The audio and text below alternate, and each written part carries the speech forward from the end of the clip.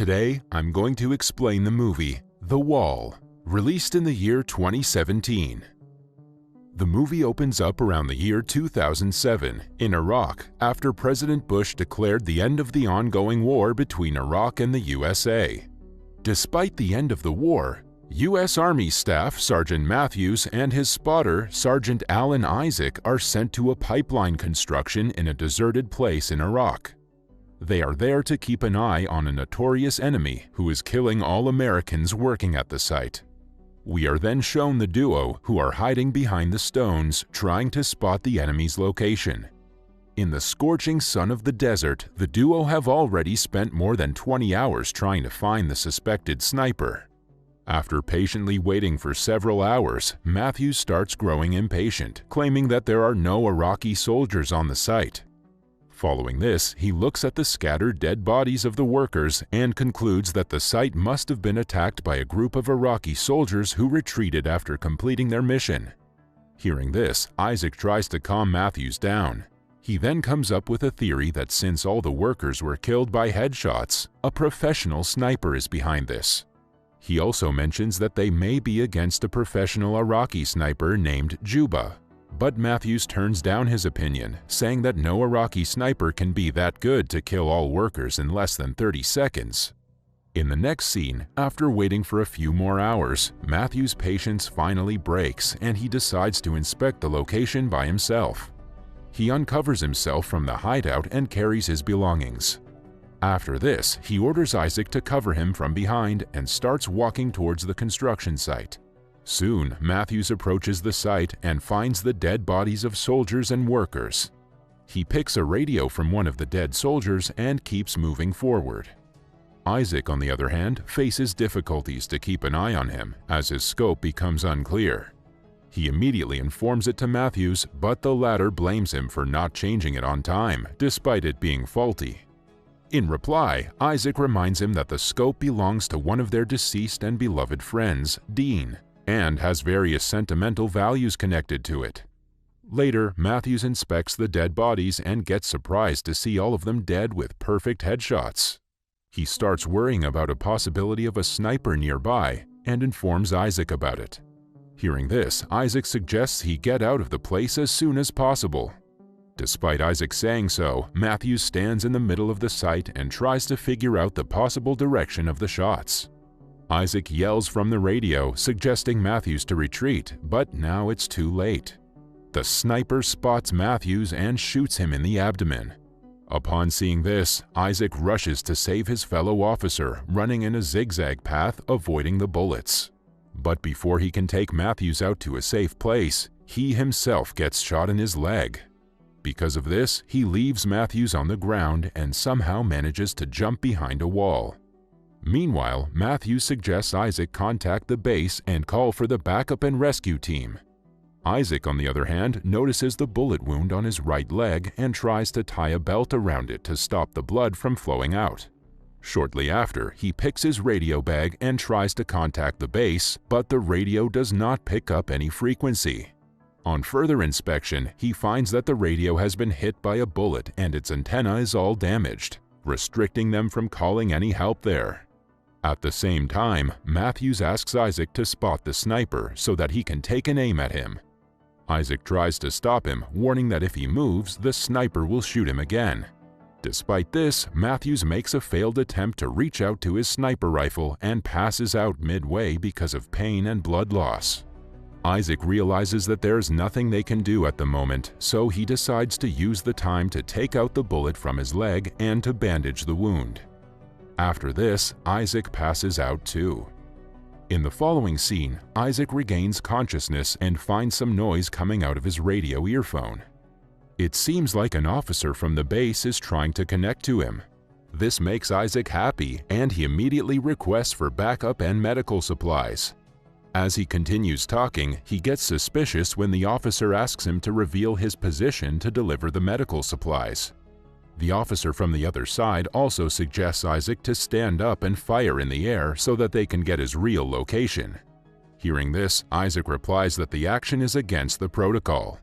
After this, he focuses on the man's accent and realizes that he's not an American officer, but the sniper from the other side, who has access to the American base radio frequencies. Despite the sniper's cover being blown, he still asks Isaac to keep talking, as he wants to know about him. At first, Isaac refuses his request, but when the sniper threatens to shoot Matthews again, Isaac agrees. He requests the sniper to go first, and taking this as an opportunity, he starts drawing the site's map on the ground, trying to calculate the possible position of the sniper. After taking a pause, the sniper tells Isaac that he's just a regular Iraqi citizen trying to save his country. The sniper then asks Isaac about his family, but Isaac refuses to answer him, claiming the question to be too personal. Isaac also ridicules the sniper by telling him that he's killing the people who are actually trying to develop his country. Hearing this, the sniper simply laughs and replies that he knows that the money is not for his country but for the USA. Later, when Isaac doesn't reveal anything about himself, the sniper again threatens to shoot Matthews. However, this time, Isaac brushes off the threat. In reply, the sniper reveals that he knows about Dean's demise.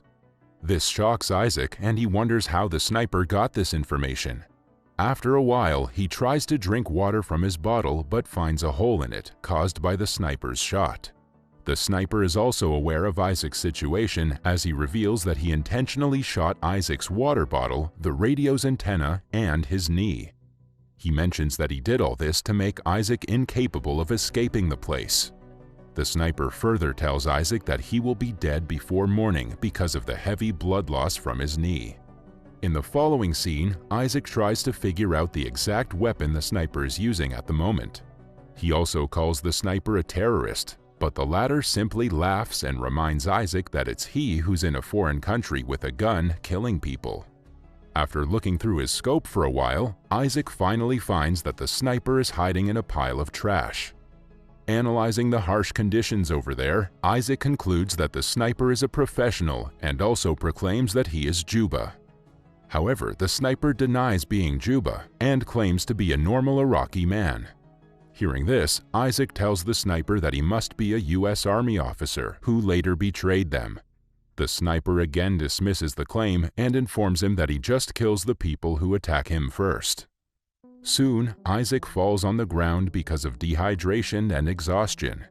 Later, the sniper tells Isaac that after he dies, he will cut his skin from the face and staple his tongue to his chest.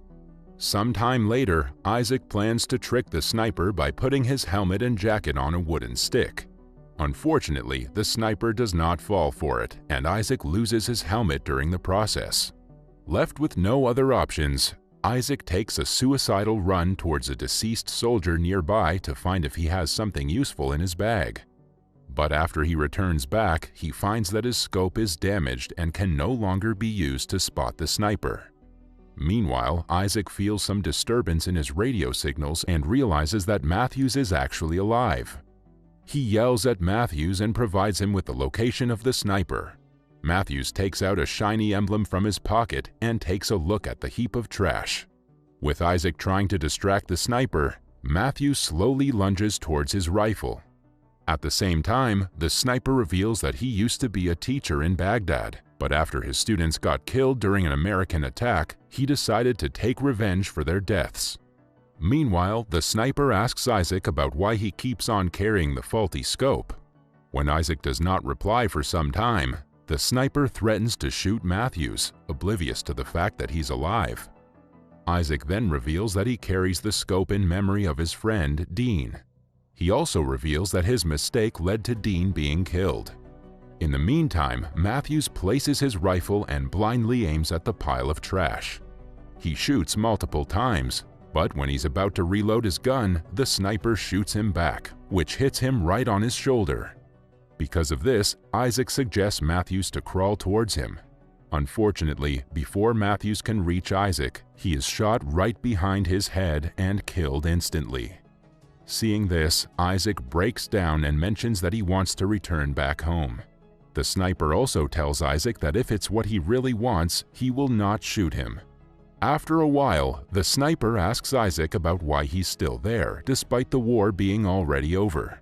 Isaac takes a pause and replies that he's there because it's he who actually killed Dean. Isaac then confesses that he accidentally shot Dean while he was trying to shoot a sniper. He also mentions that he's been lying to everyone about Dean getting killed by the enemy sniper. While he's talking with the sniper, he hears some noise coming out of the radio transmitter. He immediately crawls to the radio and tries to contact the base. But to his bad luck, the radio is so badly damaged that he can only hear the conversation going on and cannot ask for help. Suddenly, he hears the sniper using his name to ask for help from the base. It finally dawns on Isaac that the sniper has been contacting the US base and asking for additional help all this time. He tries to interrupt the conversation but fails every single time. In the next scene, Isaac wakes up with a crow picking his leg wound. He somehow manages to drag Matthew's sniper rifle and aims at the sniper hiding in the heap of trash. Just then, he notices helicopters approaching, and to reveal his location, he pushes down the wall in front of him. The sniper also tries to spot Isaac, but due to the dust from the falling wall, he's unable to locate him. After getting the sniper's location, Isaac also takes a shot, but cannot confirm if his shot hit the target or not. To find out, he stands up from his position, but surprisingly, he is not shot back by the sniper. As a result, he thinks that his shot was accurate and that the sniper is either hurt or dead. Soon, the helicopters land behind him and the soldiers carry him in a stretcher. Isaac tries to inform them about the hiding sniper, but is unable to communicate with the officers properly. After the helicopters take off, the sniper suddenly starts shooting the soldiers one by one. Before Isaac can warn soldiers about the sniper, the pilot gets shot and the helicopter goes down, crashing on the ground and killing everyone on board. In the last scene, the sniper calls the American soldiers' base and asks for another rescue team, disguising himself as an American soldier.